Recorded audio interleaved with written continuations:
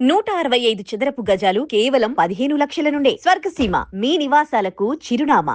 భారీ వర్షాలకు వరద ఉధృతికి పేకమేడల్లా కూలిపోతూ కొట్టుకుపోతున్నటువంటి బిల్డింగ్స్ని ఇప్పటివరకు చూసాం. బట్ విశాఖలో ఒక్కసారిగా అర్ధరాత్రి సమయంలో జరిగినటువంటి ఈ వింత ఘటన, ఇది వింత ఘటన ఎందుకంటే ఇక్కడ మీరు చూస్తున్న ఈ కసిరెడ్డి ప్లాజా కావచ్చు, లేకపోతే ఈ పక్కన ఉన్నటువంటి ఈ ధరణి మినీ ఫంక్షన్ హాల్ ఏదైతే ఉందో, ఈ రెండు బిల్డింగ్లు కూడా న్యూ కన్స్ట్రక్షన్స్. సో ఒక్కసారిగా ఈ బిల్డింగ్ పైకి ఈ బిల్డింగు, ఈ బిల్డింగ్ పైకి ఈ బిల్డింగు రెండు వాలిపోయి ఉన్నటువంటి దృశ్యాలు మీరు స్క్రీన్ పై చూస్తున్నారు. దీంతో ఒక్కసారిగా ఇందులో ఈ కసిరెడ్డి ప్లాజాలో నివసిస్తున్న మొత్తం అపార్ట్మెంట్ వాసులు అయితే ఒక్కసారిగా భయంతో పరుగులు పెట్టారు.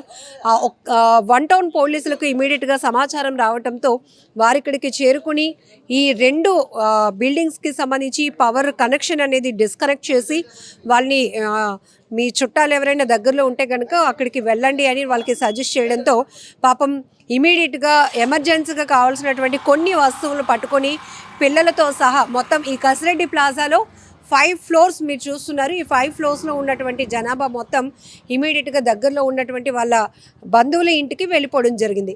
అయితే రాత్రిపూట జరిగినటువంటి ఈ ఘటనతో ఒక్కసారిగా ఈ ప్రాంతం అంతా ఉలిక్కి పడిందని చెప్పొచ్చు.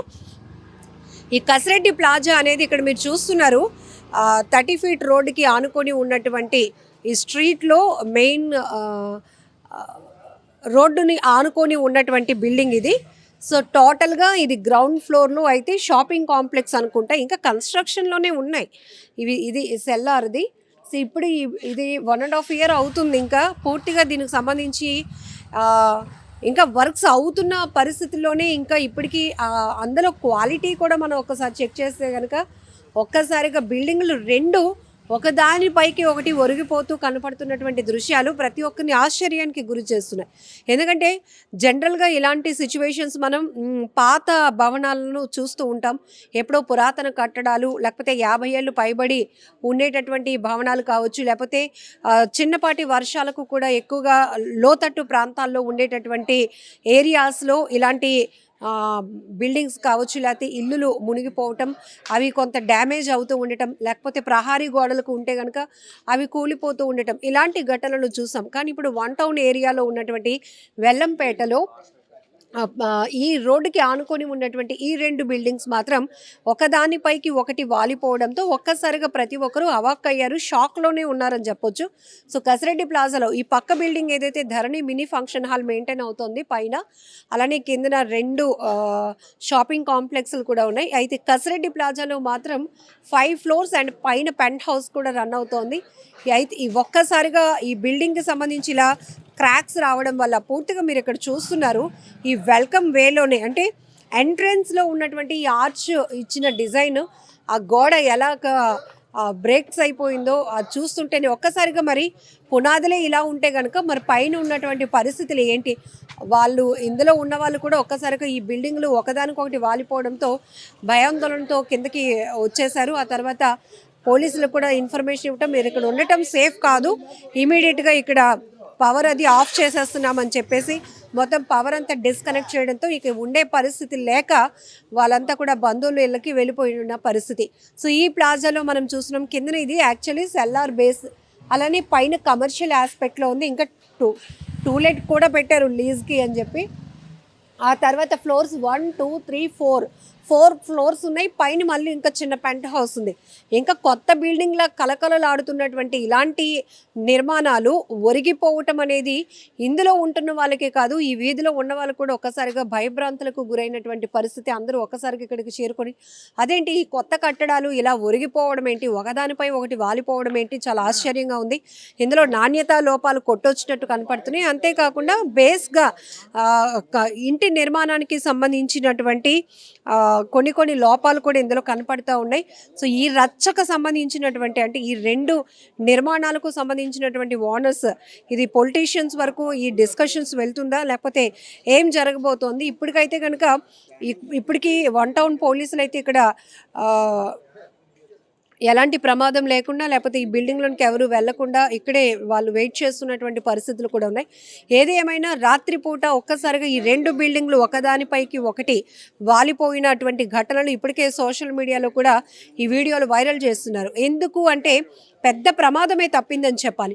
ఒక్కసారిగా ఏమాత్రం ఇది బేస్ కింద ఉన్నటువంటి సెల్లార్లో ఏమైనా పిల్లర్స్ ఇదైతే గనుక వీటి పరిస్థితి ఎలా ఉంటుందో కూడా మనం ఊహించవచ్చు. అంటే చిన్నదాని నుంచి పెద్ద ప్రమాదం కూడా మనం ముందస్తుగానే పసిగట్టాల్సిన పరిస్థితి ఉంటుంది. కాబట్టి పోలీసులు కూడా ఎలాంటి పెద్ద ప్రమాదం లేకుండా ముందుగా పవర్ అయితే ఆఫ్ చేశారు.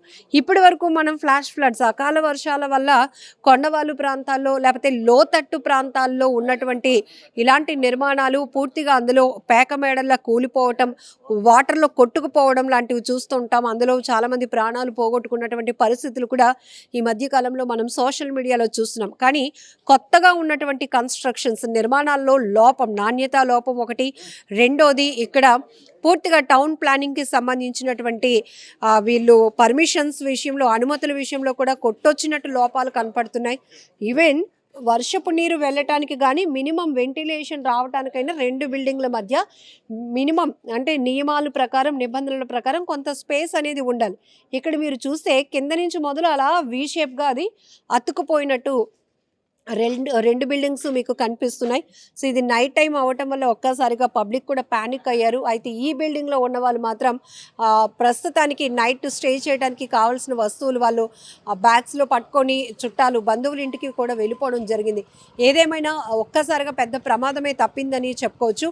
సో ఇక్కడ మనం చూడొచ్చు చాలా వరకు భవంతులు తక్కువ కాలంలో, తక్కువ టైంలోనే పెద్ద పెద్ద నిర్మాణాలు కొనసాగిస్తున్న క్రమంలో కూడా నాణ్యతా లోపాల వల్ల వాళ్ళకే కాదు, అంటే ఆ హౌస్లో ఉన్న వాళ్ళకే కాదు, ఆ బిల్డింగ్లో ఉన్న వాళ్ళకే కాదు, చుట్టుపక్కల ఉన్న వాళ్ళకి కూడా అది ప్రమాదంగా మారే అవకాశం ఉంది. కాబట్టి ఇప్పటికైనా అలర్ట్ అవ్వాల్సిన పరిస్థితి. ఇప్పుడు వీళ్ళెవరో ఈ రోడ్డు పై నుంచి మీకు కనపడుతుందా 2 బిల్డింగ్లు ఇలా అతుక్కున్నట్టు కనిపిస్తుందా?